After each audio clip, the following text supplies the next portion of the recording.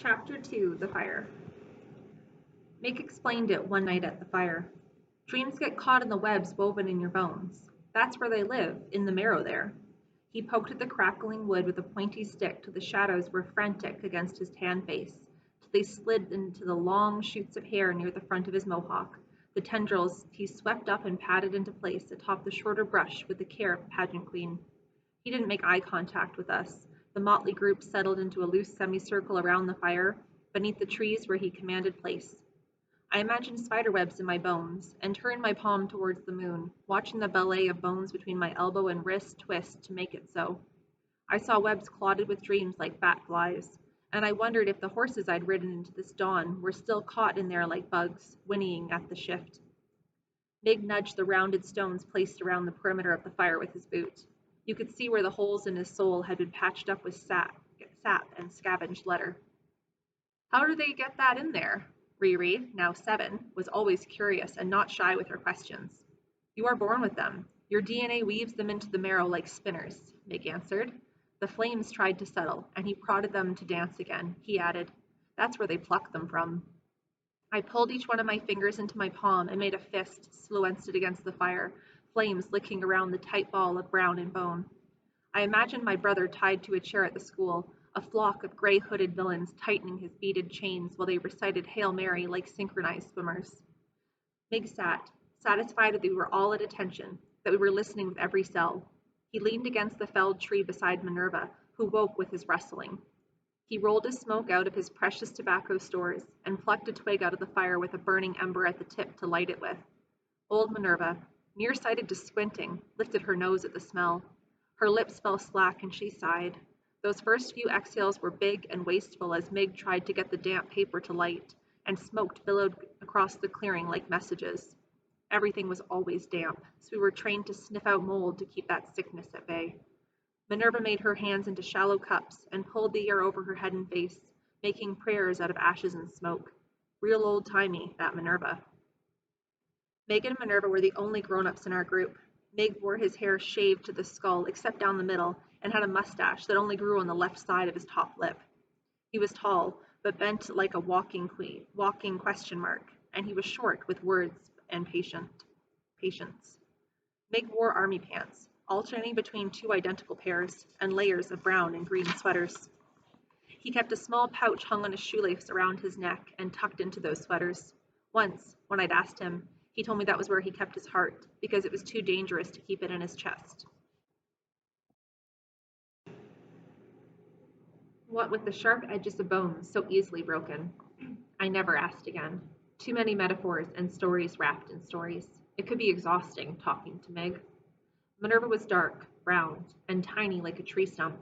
She kept her long gray hair in 2 braids like a little girl with a flowered kerchief tied over her head and under her round chin. She had old-timey ways, but you couldn't get much from her either. She didn't talk, and when she did, it was in bursts, accompanied by laughter and maybe a scream or two. Mostly she watched everything. Us kids playing in the river, the way the trees tilted to the north towards what was left of the natural landscape beyond the clear-cut strip of topsoil. She watched the birds on their perpetual migration to anywhere. The fire at the end of day, and the way we clapped each other's backs when trading off the trap lines.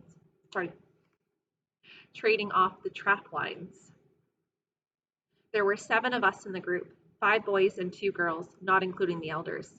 Not one of us was related by blood, which was a good thing for those in closer in age, since, in the old days when our families were huge and sprawling, accidentally dating a 2nd or 3rd cousin had meant you had to ask about genealogy right off the bat.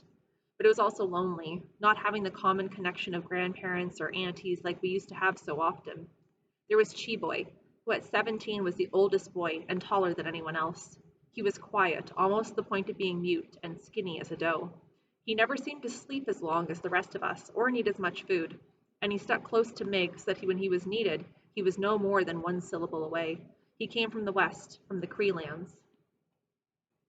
After Chi-Boy, there was me, 16.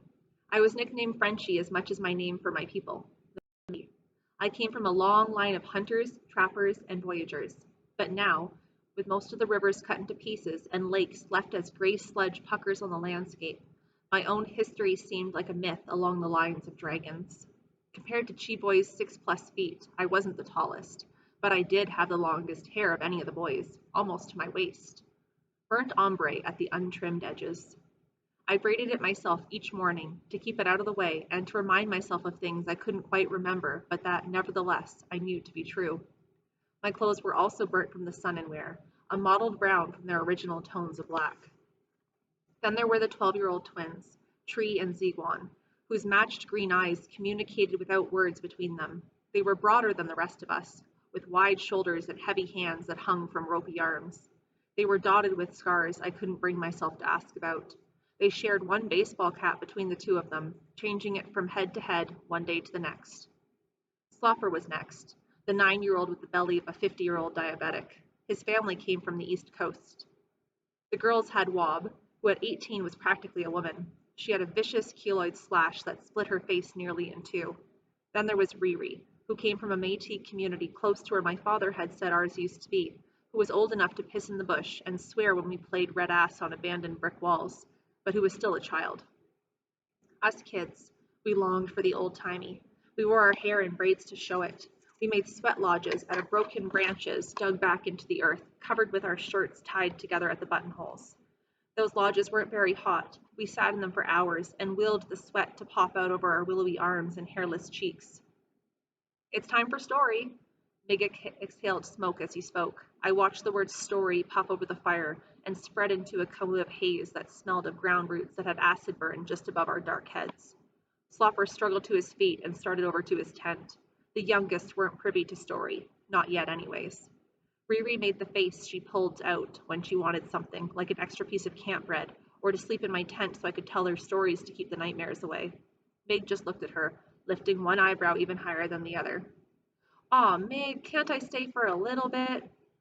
She received no answer, and kicked rocks all the way to her tent.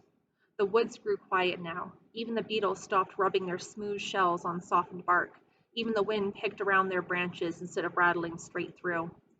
Meg leaned in so the fire illuminated his face from the bottom like an unsteady stage lights, and he opened a hand, palm down, to indicate the ground, and this ground, as he began story.